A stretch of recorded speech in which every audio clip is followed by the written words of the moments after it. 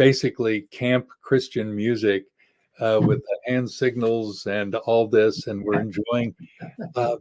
But as the organizations formed and as the alliances formed, those elbows formed, and people separated from one another. That is happening globally, sad to say, again and again. So God has to, and you mentioned it, has to refresh the communities of faith.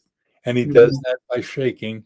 He does that by, I mean, we've seen it in the US and certainly in Australia, where global leaders, major leaders of denominations fall because of finances. What do they say? Gold, glory, or girls. Right.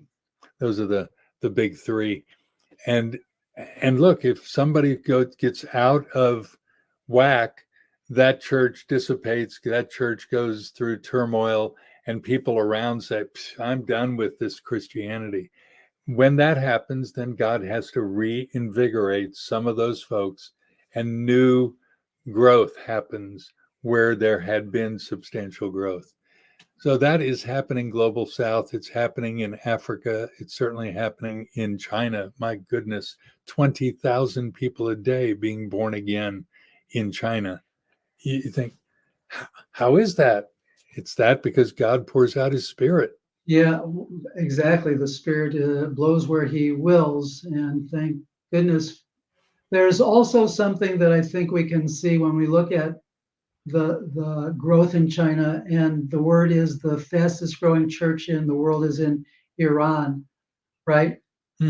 These are places where the pressure on the churches is so severe that there's such a clear-cut choice to be made at that point that people really understand.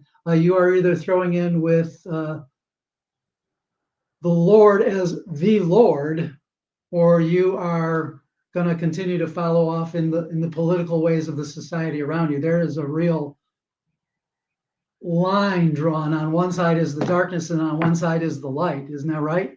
It is right, and yet it can only last a certain length of time.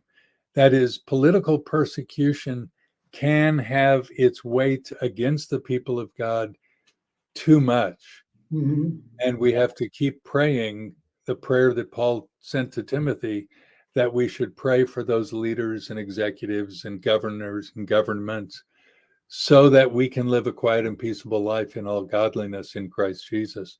That really does matter. He wrote that to a guy who's there under Roman